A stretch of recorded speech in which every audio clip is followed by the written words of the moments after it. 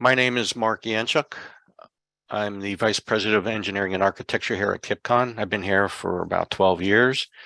I've given this roofing seminar a number of times. It's changed over the years, but I think the last time I gave it was probably before the COVID lockdown. So it's been a while since I gave this particular seminar.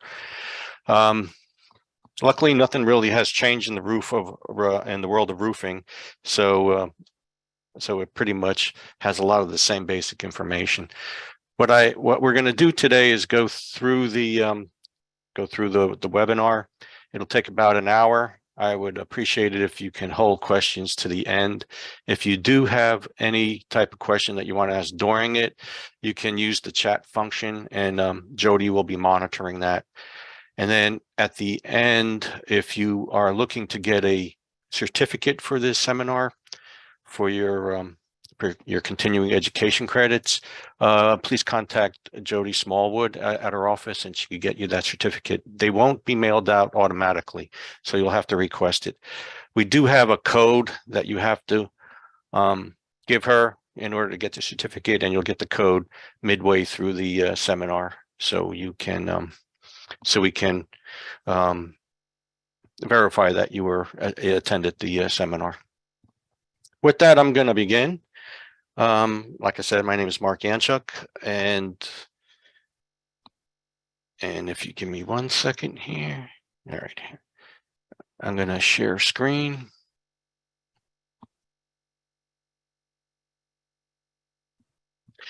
All right. Does everybody see that? Jody, just nod your head. Yes. Okay. So we'll get on the way here. So this is a roof, basically a roofing seminar. We're going to be talking about the different types of roofs for a residential community. We're going to be focusing in on shingled roofs in particular, but we will touch base on the different types of roofs at the beginning of the seminar. So for any type of residential roof, there are two primary roofs. One is called the low slope roof. These are your shingled roofs, and the other is called a steep slope roof. The low slope roof is your flat roofs and your EPDMs and your PVCs, and then the steep slope roofs are your shingled roofs. We're going to touch base a little bit on the low slope roofs just to give you kind of a primer as to what they are and what to look for. Low slope roofs are also referred to as flat roofs, which is a misconception because the roofs do have a slope to them. Usually it's a small pitch, 1/4 inch per foot or so, about 2%. And the materials that for your typical low slope roof replacements are going to be your EPDMs, your TPO, your PVC. We don't see too much some of the legacy materials like modified bitumen going in as a roof replacement. Usually they're the roof that's being replaced. So here are some pictures of a low slope roof replacement. Basic differences between the different materials. EPDM, which has been around longer than the TPO, it's been around about 50 years. It is a rubberized membrane that is solvent welded together. So when they lap it over each other, they use a solvent weld to really adhere the two membranes together. TPO, which is a thermoplastic, it is heat welded, similar to PVC. So TPO and PVC are heat welded materials, whereas the EPDM is solvent welded. Now, the different methods for attachment really depend on your roof deck. So if you have a concrete roof deck, it's going to be a fully adhered system. So it's going to be glued down to the concrete. It's going to be the different layers of insulation will be glued to each other. A cover board will be glued, and then the membrane glued on top of that. If you have a wood roof deck, it's going to be the first layer of insulation is going to be nailed through the roof deck, and that'll be your main method of attachment. And then everything above that is usually glued to each other, whether you have multiple layers of insulation, a cover board, and then the membrane. So those are your two main ways of installing it. In the picture on the upper left here, you could see this is the cover board going on, and you can see the glue that has been laid out here, and then the boards are being attached. Over here, you can see on the bottom right, you can see this is the adhesives being put on the membrane before it's lapped over and put on top of the roof. So there are other types of low slope roofs out there. One of the more legacy products is what we call a modified bitumen or built up roofing.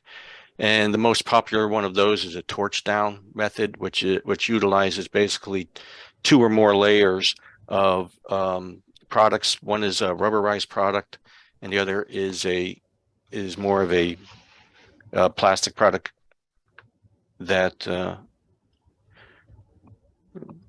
is called APP. So you have typically 2 overlapping layers. Basically the base layer is going to be your rubberized SBS product, and then over on top of that will be the APP modified bitumen.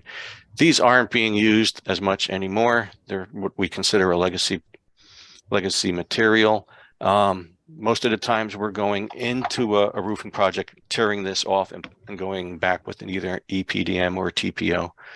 Other type of roofing systems like an IRMA or PMR, they're less common, and we really don't run across them too much especially for residential roofing. So these are an example of a torch down roof. You can see the big difference between the EPDMs and the TPOs and these torch downs is that the single ply membranes come in, let's say 10-foot wide lengths. So they go in very wide lengths, whereas the modified bitumen membranes are basically 3-foot wide. So just by going up on your roof, if you see a lot of can I ask you to mute can I ask everybody to mute? Thank you. If you go up on your roof, if you have a low slope roof, if you see a very small, like 3-foot segments between the seams, then that is going to be a built up roof, either a modified bitumen or it could be a cold applied. Again, it's a different type of modified bitumen. So this is going to be an older roof, like legacy roof. They still do install these in certain cases, but we tend to stay away from them for the most part. A lot of times you'll have a roof like this, and if you're looking to extend the life of it, there are coating products out on the market. You can see a picture of it down on the bottom here that will extend the life of that roof, maybe 5 to 10 years, depending on the coating and whether that coating is reinforced. So you tend to see you tend to see maybe a roof that has a silver coating on it. That's a modified bitumen roof that's been coated to extend the useful life of that roof. In steep slope roofs, they're typically defined as anything that is over a 212 pitch. And to define what that 212 means, the 2 is 2 inches of rise for every 12 inches of horizontal run. And that's how they define the pitch on roofs, is the rise versus the run. So on anything above a 212 pitch or steeper would be a candidate for shingled roofs, because that falls into the category of steep slope roofs. The most common product is your asphalt shingles. There are 2 basic types. There's your contractor grade 3-tab shingles that you still see around. Basically, a contractor may still be using them just to keep their costs down. But most roof replacements are going to be some sort of laminated or dimensional or shingled roof. Sometimes they're called architectural roof shingles. And these will have, and I'll show you an example of these in a second, these will have a more architectural look to them. They're going to have a more 3-dimensional look to them. There's also standing seam roofs. They come in aluminum, galvanized, steel, or copper.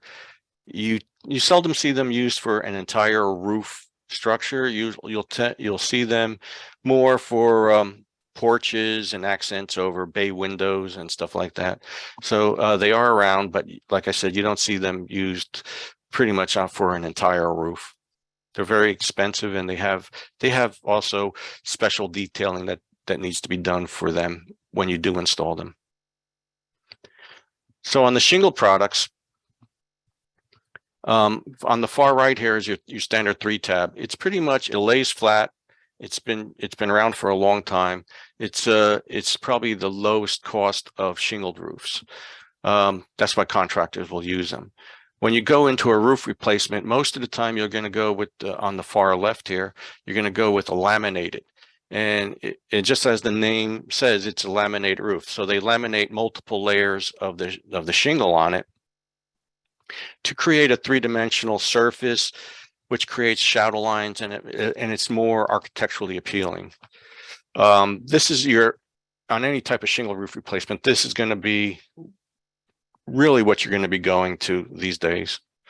Upgraded from there, or there's some designer shingles out there that kind of mimic slate roofs and whatnot. Those are going to be in a different category, alter themselves, and then they drive the price higher. And then there's going to be impact resistant ones, and that's really for regional areas where you're concerned about maybe high winds and debris flying in the air. So on the shingled roof system, you're going to have leak barrier around the eaves, valleys, and rakes and hips, and then you're going to have underlayment, and then you're going to have your shingles that go over that, and I'll go through that in more detail.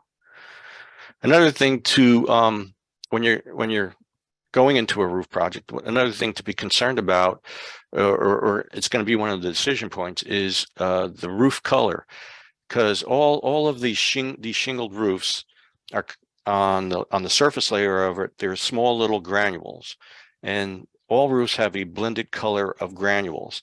On some manufacturers keep their blends. They may blend maybe 3 or 4 colors together and try to keep the range of the colors very similar, so you get a homogeneous look from far away. So on the left here, you see this is a roof where the granules have been kept closer together in color, and you get a more homogeneous look. Some of the shingle manufacturers go for a higher contrast blend of granules, and then you'll get this modeling look on the right here. This is intentional. This is not something that was a defect in the shingles. This is really the look that was provided for by that manufacturer. Here's an example of an all metal standing seam metal roof. Like I said, it's very uncommon to do that, and typically if you have one, you're probably looking at a much longer lifespan for it, so you're probably not looking at a roof replacement for that type of roof. Here it is used on porches for accents, and when you do standing seam, you have to use special underlayments that can withstand the higher temperatures, and there's special detailing for it because they will expand and contract, so there has to be allowances for movement. So in the roof remediation process, there's going to be an initial evaluation of the roof conditions, and a lot of this will be done in your reserve studies. They're evaluating the useful life when you're starting to come to the end of your useful life. Or if you're having leaks, you may have an evaluation of your roof just to pinpoint the water leak sources. So if you're going according to your reserve study, when your useful life is coming up, you can start planning for a roof replacement. If you have leaks, then you're gonna want more roof inspections to pinpoint the leaks. There may be some invasive inspections, but so there's those 2 different types of roof evaluation. If you're going with a replacement, you can go right into the preparation of specifications and bid forms, which will cover the different materials and the different detailing that is needed. And then those specifications are going to be set up so they can go out for bidding. And then obviously from bidding, you're going to then go to select a contractor and perform the work. So on the visual there's on the evaluation of the roofs, there's the visual observations, which if you're just looking for a straight roof replacement, most of those observations can be done from ground level, because really what they're doing, and the reserve studies are normally done from ground level, because you're just observing the general condition of the roof. You're looking for any telltale signs of drainage issues, missing shingles. You're also, if you're doing a roof replacement specification, you're looking for the details you need to include in the specifications. If you want a more thorough roof inspection, because you want to prioritize your roofing over several years, or you're having problems with certain roofs, you're going to either want a walk-on inspection or a drone inspection. The walk-on inspections are probably the most intensive, because you're up walking on the roof. You can feel the substrates. You can take a close look at the details, maybe even pick up shingles and stuff. But they also tend to be the most expensive form of inspection. Drone inspections are very good to get an overall sense of the community. You could probably prioritize your roofing project from it.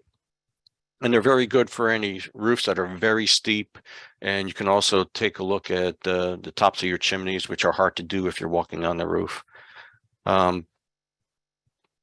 Another very important part of these observations, especially if you're doing the specifications, is to get into the attics to take a look at the roof structure. You need to know how the roof is constructed, what the sheathing type is, to look for any signs of condensation damage. You want to check for the fire treated wood at the fire separation walls, what type it is, especially if it's, if you're an older community that has blaze guards, you're going to want to replace that. And then to take a look at another part of the attic inspection is to take a look and see where your exhausts are, or if they're discharging into the attic, which could cause a condensation issue. If the attic doesn't have proper ventilation, there's no baffles at the eaves, you're not getting enough exhaust ventilation, you might have condensation buildup. So an attic inspection is a vital part of doing any type of roof evaluation. If you do have leaks, then you might get into invasive inspections, which would pinpoint a leaking product, a leaking problem.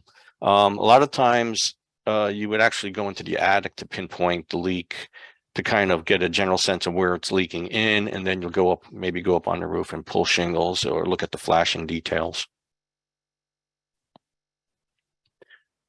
So this is an example of what a drone can provide. There's two types. There's just the straight visual drone imagery, which you can see on the left, and then there's also cameras that will take thermographic imagery, which is good if you're looking to see any trapped moisture underneath the shingles, which is, you can see here on the bottom right, these dormers are trapping moisture in the valleys, so that could be a potential problem there. You can see the darker areas, which right in here indicate moisture underneath the shingles.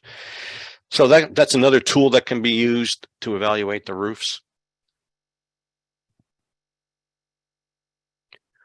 From the ground level, I'm going to go through a series of some roof conditions that you might look for on your own roofs.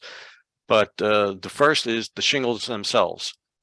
This is an example of very old and weathered shingles, which are starting to just crumble, fall apart at the edges. So if you see shingles like this, these shingles have exceeded their useful life, and you're going to be due for a roof replacement. This is just normal. This is just normal wear and tear over the aging process of the shingles, and then it's just time to replace them.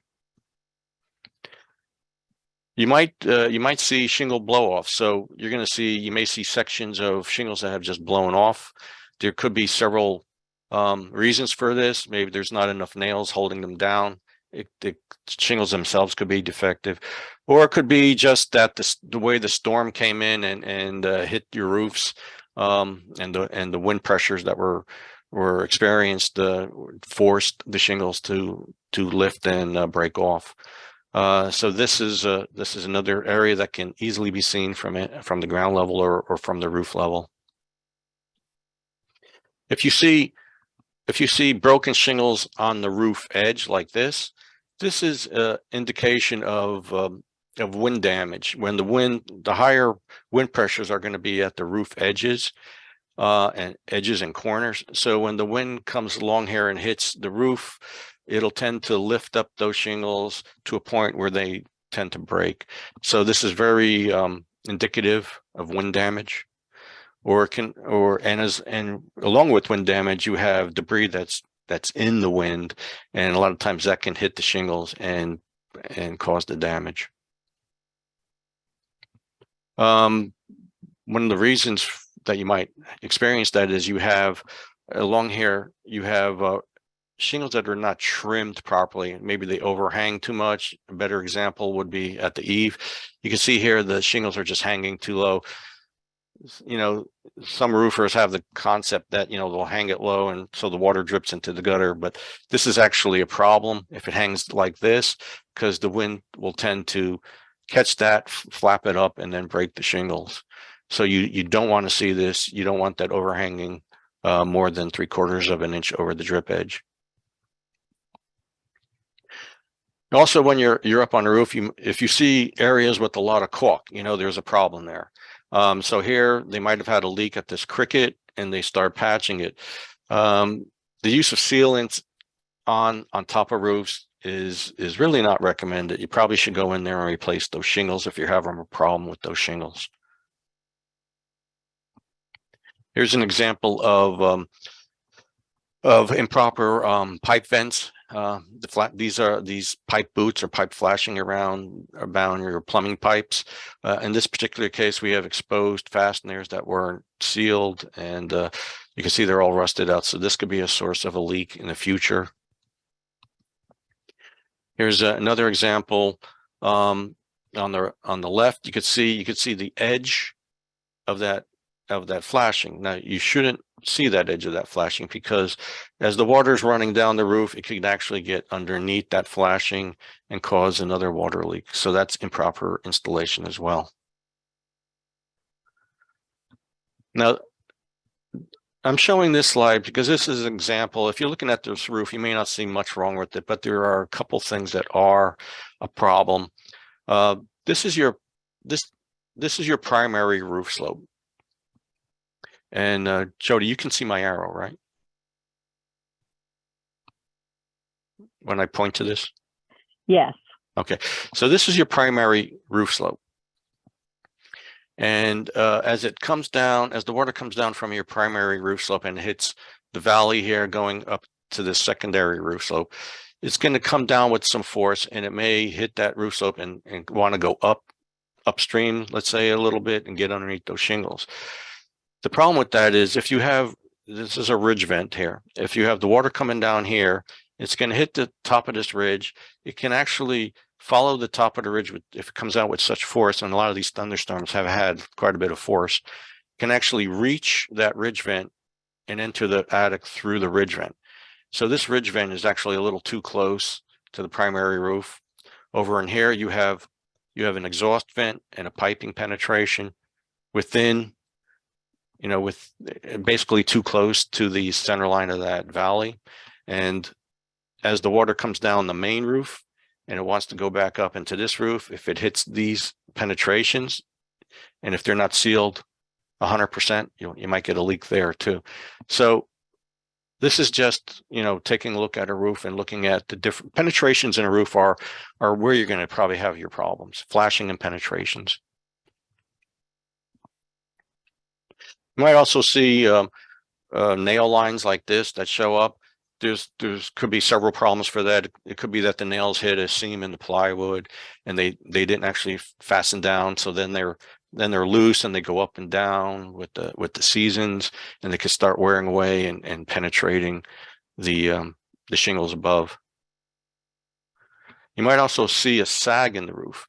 This is typically caused by sheathing that has been, either damaged in some way, it got water underneath the shingles and it's starting to deteriorate. It could be that the edges of the plywood were not properly supported when they were initially installed. A lot of the roof trusses are spaced at 24 inches on center, and if they are, you really need an H-clip in between there to hold the plywood even with each other so they don't start to sag. But this can also be a problem. And then there's improper flashing at this is probably your most significant place where you need flashing is whenever a roof terminates along a sidewall and you have a gutter here, you need to have what we call kick out flashing at this location here, because as the water runs down the roof, and if it's not directed away from the wall, it will work its way behind the siding and you'll see damage. You'll see a lot of times you'll see all the sheathing below the gutter here is all rotted out. Sometimes it gets into the framing, but you can see here that the water is starting to, if you see water staining like this, that means you have a problem there. In this particular case, there's no kick out flashing. This is another area. This may look fine. You have flashing along the wall here that's on the roof, but they were experiencing leaks here. And then when we investigated a little bit more, we found that behind, there should be step flashing behind this counter flashing, and there wasn't. There was just this flashing that was there. Obviously, as the water runs down the roof, it can work its way underneath the lip of that flashing, and then you'll get a leak at this wall.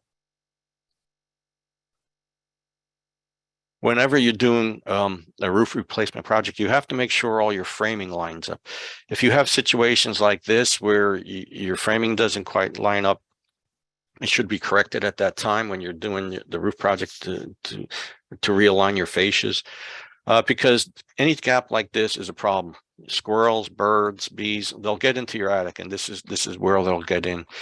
So this needs to be addressed whenever you're doing a roof replacement.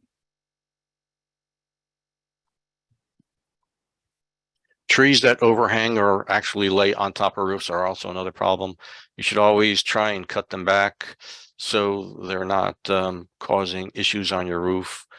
This is an example. This tree probably needs to be pruned a bit, get it up off the roof, because when this gets wet, it'll hang lower, may even be laying on top of the roof. So you're at the point where you need to replace roofs. So you have to take the only way to get really competitive bids, apples to apples pricing from contractors, is to prepare a set of technical specifications, and these will go into, and I'll show you an example. These will go into all the details, materials that are needed, and then a standardized bid form, and then everything will be laid out for a contractor to price up, and then you can actually have apples to apples comparisons between contractors. The type of roof remediation, there are two basic types. One is what we call an overlay over the existing roof. We do not recommend this, and I'll tell you why in a second. And then there's what we call a tear off, and that is removal of all the existing roof shingles and then down to the roof deck and then inspect the roof deck. So the specifications themselves will provide flashing details, other typical details for your pipe, your pipes, vents. It'll also address your attic ventilation. It'll also look at what's happening with your exhaust vents from your bathrooms, your dryers, making sure that they're all being exhaust to the outside, which is a code requirement. In the 20, 30 years ago, a lot of contractors just ducted the bathroom vents into the attic and let it discharge into the attic. This causes condensation problems. It was never allowed by code back then, but it wasn't really enforced as strictly as it is today. And also in the specs, you're gonna be specifying all the materials that are going to be used. So an overlay, which we don't recommend, it's only really appropriate for 3-tab shingle roofs because they're the only roofs that actually lay flat. Laminated shingles do not lay flat. So you're going to go over an irregular surface with another irregular surface. You won't be able to get the manufacturer's warranties for any overlay projects because they won't warranty something that's going over another roof. And the other issue there is by code, you're only allowed up to 2 roof coverings. So once you overlay it once, you're done.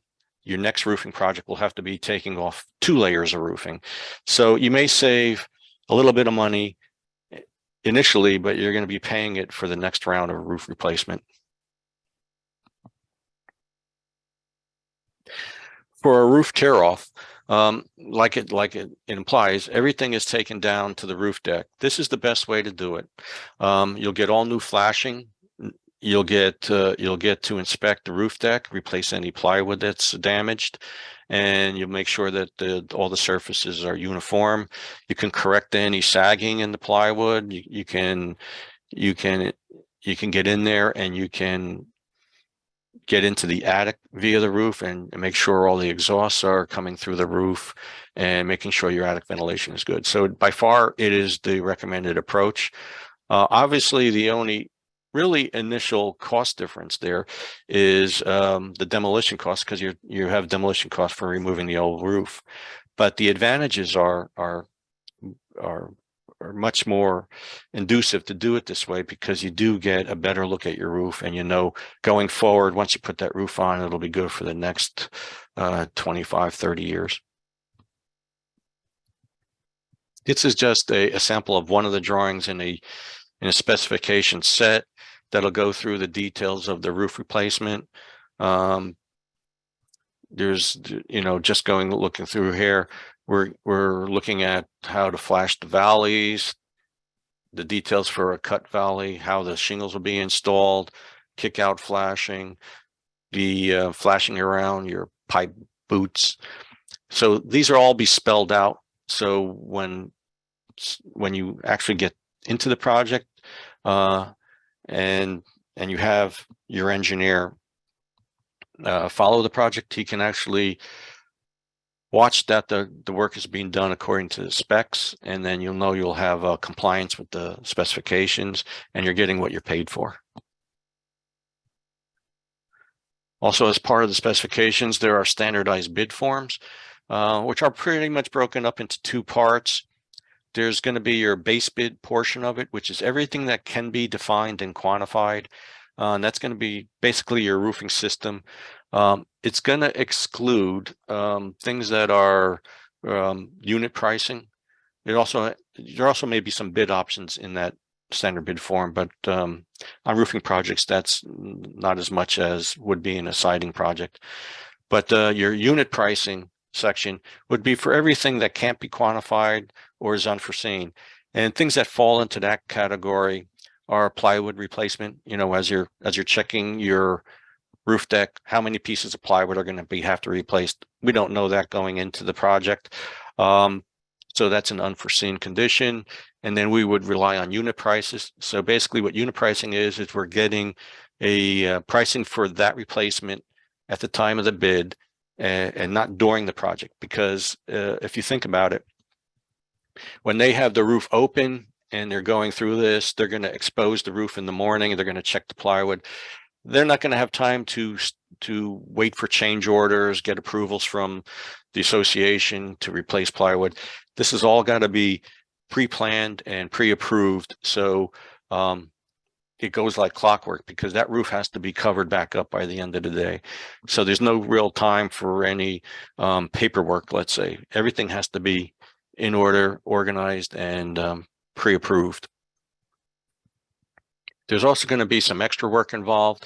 If your community has skylights, if it has attic fans, if you want to include chimney caps on the project, they can almost be a standalone project, but a lot of people like to include that on the roofing projects. And then if you want to go above and beyond what the specs call for additional areas of ice and water shield. All right, so you have your specifications, you sent them out to bid, they come back. So the engineer will take these standardized bid forms, they'll start creating a spreadsheet to put them side by side. So you can have an apples to apples comparison, and you'll be able to see, you'll be able to rank the bidders, you'll be able to kind of see them in relationship to each other, which ones are higher in certain areas. And then you'll be able to at that point, negotiate with a contractor, bring them in for interviews, and do any type of work in the selection process. The other thing that you need to know at this point is that most engineers you'll take the base bid costs. Those are pretty much defined costs, and there'll be a lump sum cost, and you can write a contract against that. But for all the things that are come under the unit price area, and also permit fees, and then engineering oversight costs, these are costs that are added to the project. They're part of the project, but they're not in that contractor's price. So you get the contractor's base bid price. What you have to do is you have to add to it a contingency to cover unforeseen conditions. You also then have to add a price for the permit fees, which range anywhere from 0.5% to 2%, depending on your municipality. And then if you're going to have an engineer or a project manager oversee it, there's going to be some cost for that. That could range between 4 and 7% of the project cost.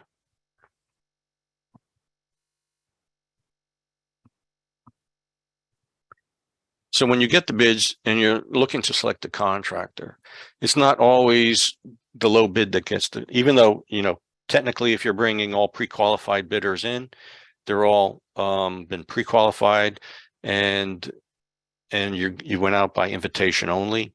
You can put them apples to apples and just go with the low one, but it's not always based on the low bidder. It could be done on pricing. It could be on the availability of the contractor. You may also want to look at, most bids will come in with references and their experience. So you may want to go through their experience. You may want to check some of the references.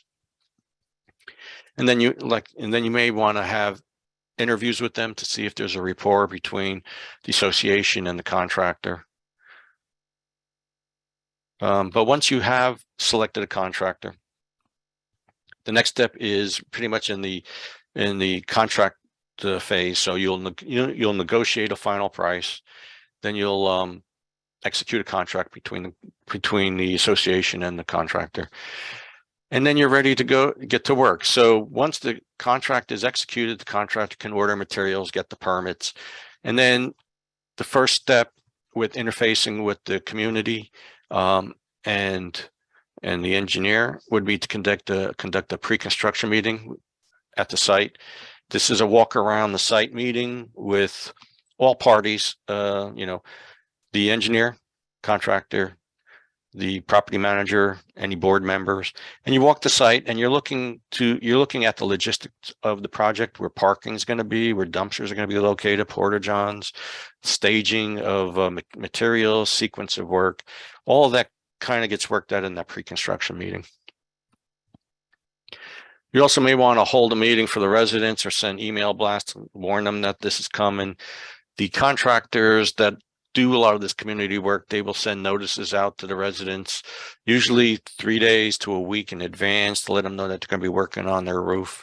And they usually provide a list of what to look for, what things to do, because there's going to be vibrations on the roof. So if you have any if you have little knickknacks on the wall, you may want to take them down during that period. You may have limited access to your driveway if they're working on the front of the house. So it'll explain these things in that notice. And then hopefully the main reason for that is to keep expectations reasonable, because there is going to be a certain amount of inconvenience. Luckily on roofing projects, it's for a very short period of time. It doesn't take very long to put up a new roof. Usually if it's like an 8-unit building, that can be done in a week. On average, you can figure 1 unit per day if you need to kind of have a ballpark estimate. Usually the like a 6 to 8 unit building can go in a week, maybe wait to 6 days, but they go very quick depending on how many crews they have on the job.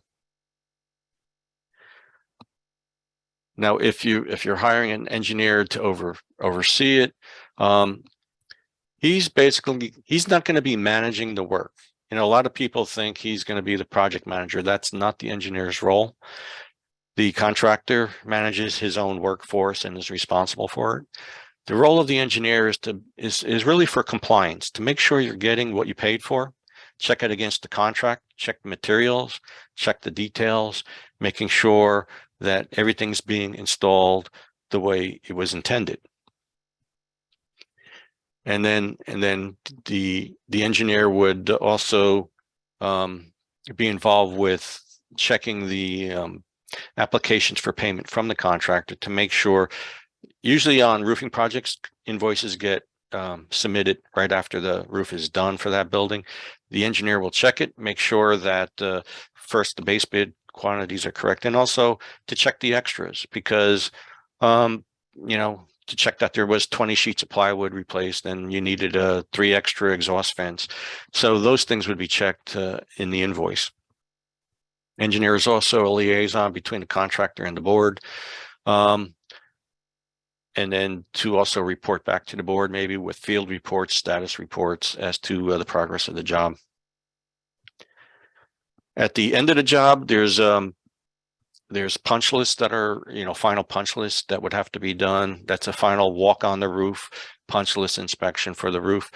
And then final approval of payments, a review of the closeout documents. And the closeout documents include certain things like making sure all the municipal permits have been closed out and you get a certificate of approval, making sure if there's any warranties, those warranty certificates are in hand, and then making sure you get legal documents like a waiver and release of liens. And that just assures you that, all the contractor suppliers have been paid and nobody's going to be putting a lien on your association.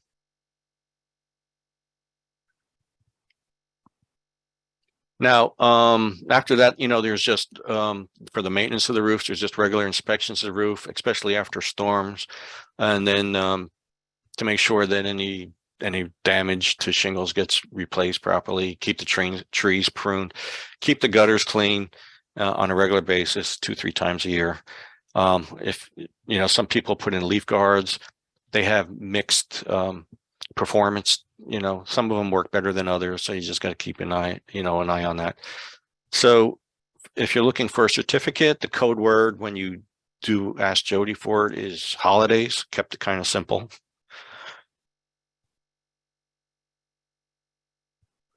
And we got about 15 minutes left. I just want to go, fairly quickly through a bunch of photographs from some projects, just so you can get an idea and see what is included in a roofing project. So on any roofing project, you're going to have a mobilization staging area. You can have dumpsters. You may have a container. You're going to have pallets of roofing shingles and portage on. You're going to have an area like this, or this might be spread out. A lot of times it gets fenced in. The contractor will fence it in to keep people out of it. And you're going to need just an area for staging. Demolition will be in two methods. This is the, drape the tarps along the building and just throw everything off the roof. Most of the times it'll be like this, especially in the rear of buildings where you can't get equipment. Sometimes they'll get telescoping lifts in there with buckets on them, so you could fill that up and then bring that to the dumpster. They'll only use that if they have a driveway or pavement access. They don't want to use that equipment rolling over lawns or sprinkler systems or anything like that. So in the back, they drape it. They try and protect decks. You can see most of the personal product, deck furniture is moved away from the building, and then begins to tear off. So the typical day in a roof project, they'll show up around 7:30, get up on the roof by 8. They're tearing off. Everything they'll be done with the demolition probably by 9:30, 10 o'clock. This is the first thing that happens on the roof at 8 o'clock. They start tearing off all the shingles, getting it over to the dumpster. Here's more tear off. See, OSHA would be proud. They're wearing all their tie-offs. Again, they're cleaning the existing roof deck. At the same time, they're inspecting it. Most of this roof deck was in pretty good condition. A lot of times they'll use these telescoping lifts to take stuff off the roof, and certainly to put things on the roof. All the bigger contractors use it now these days. Here they're delivering materials to the roof, the plywood, the different leak barriers. In this particular case, they needed baffles at their eaves to promote the attic ventilation. So they're being installed. A lot of times we'll have to remove a piece of plywood to get into the attic to do that, and to connect the exhaust vents here. Here the bathroom vents were being vented into the attic, so that's being corrected. They don't have to go through the unit for any of these jobs. They just pull a piece of plywood off and they hop into the attic. So a lot of the details, a critical detail, flashing detail, is up against where a wall rises above the roof line. So here we're putting a leak barrier at that connection. That's a full row of leak barrier that's bent in half. So it's going up the wall approximately 18 inches. In order to do something like this on all roofing projects, you're going to have to start removing some siding in order to flash it properly. If you're not removing siding, it's not being flashed properly. I can tell you that right now. So here we have leak barrier at the roof, and we have it at the sidewall. And you can see it goes up fairly high. You want a minimum of 6 inches, but anything higher than that is preferred. 12 inches, 18 inches. Before the leak barrier goes on, they put the drip edges on the eave and on the rake. And here you can see drip edge is on, leak barrier is on, 1.5 rows for this particular community. And then the underlayment goes on. In this particular case, they're using a product called Deckmate, which is a modified asphalt product. There are different types of underlayments. Most of us have switched over to synthetic underlayments. This is an older project. As you can see here, as we get to the roof, they cut the plywood for the roof, for the ridge vent. And then this is just about noontime. They get everything torn off. They get all the underlayments on. They load the roof with the shingles, and they usually break for lunch. This is a typical day in the roofing process. They come back from lunch and they start installing the shingles. It's done in the step method where they go up diagonally. If you see them going straight up, straight up in a straight line, they're doing it wrong. So here it is. They go up in a diagonal fashion. They're installing the shingles. As they're installing the shingles, that's when they start flashing in the different vents. This is an exhaust vent for a bathroom. They flash in the pipe vent. They do that at the time they're installing the shingles. They can't do that ahead of time because the way it has to be lapped. So you can see they put additional leak barrier around it, and then they install it, and then they lap the shingles properly around it. And then that's how it's done. When they get up to the chimneys, there's step flashing and continuous flashing around the chimney. They went up with the leak barrier. They're going to put a counter flashing over it. They cut what we call a reglet around here, so they'll install a counter flashing. Over here we have, this is your underlayment that was put up there, and then we put this step flashing that gets installed with the shingles along that. And then they go back and they're starting to put back, they put the tie back up, and then they'll start putting the siding back on. If you have there's two type of chimney chases. The older type are going to be the brick like this. Most of them, if they're the older type, they probably look like this or worse. So on a roofing project, that's probably the best time to start addressing, doing some refurbishment for that. In this particular community, they opted to do that. So we put some new mortar up there, and then we put an elastomeric coating that's reinforced to seal that up. And you can see here, they also did some repointing of the brick. And we're getting close, all that's left here is the ridge vent on this side. And then that roof is pretty much done. All roof projects tend to run the same way. Contractors accrue a roofing crew can take about 30 square off in a day and re-roof it. So a lot of times they'll have maybe 2 crews, which they could do more, but it's kind of redundant for the roofing contractors because every one of their days is pretty much the same. Tear off about 30 square, check the plywood, put the underlayments on, and shingle. It's pretty monotonous work if you think about it. Mark, there's And a question about best way to anchor something on the roof to secure safety harnesses for repair and inspection, since you mentioned OSHA. right, so a lot of times there's different ways that they anchor. A lot of times they'll put like a nail. They have special nailing strips that they'll nail into around the ridge or on the other side of the roof that they're working on to anchor them in. A lot of times, I gotta say, a lot of times they go up there and they're not using the harnesses, although, you always remind them, use your harnesses, tie off. You'll hear a lot from the contractors that they feel that the ropes laying on the roof is a hazard. If you step on it, you could roll your foot.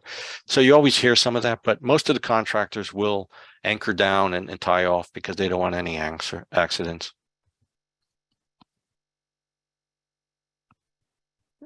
Jody, is there any questions in the chat room? No, that was the only one. All right, so like I said, the code word, if you want your certificate, is holidays. Just contact Jody at our office. And that's pretty much it. Everybody have a happy holiday. If there's no more questions, we're a little bit ahead of time. If anybody wants to unmute themselves and ask a question, and please do so. Mark, just wanted to say thank you. Oh, you're welcome. Hopefully everybody's keeping warm. It's a little chilly today. I was outside before and it was quite brisk. Believe it or not, roofing projects will run through the winter. The only risk you have with that is, well, obviously, if you get snow and icy conditions, they're going to be shut down for a while. The other risk with that is a lot of the shingles that are being used these days are what we call self-sealing. So if the temperature does get below, let's say 35 degrees, that's what GAF recommends. If it gets below 35 degrees, they have to start hand sealing the shingles as they go along, which is an added cost for the contractor. Just to make sure that they are sealed before they can get to that proper temperature to self-seal. Normally on a roof, when the sun is hitting on it, if it hits about 80 on the roof, which isn't hard to do, you could do that on a 50-degree day, 40-degree day. They will start to seal the shingles next to each other. And what I mean by that is on the back of the shingles, there's strips of adhesive that when they heat up, they tend to melt and then seal to the shingle below it.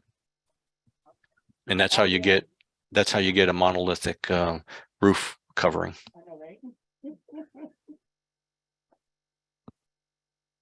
Are there any other questions?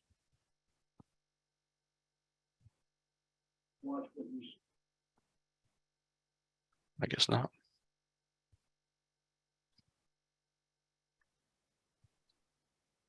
I'm gonna stop share, go back to the main board.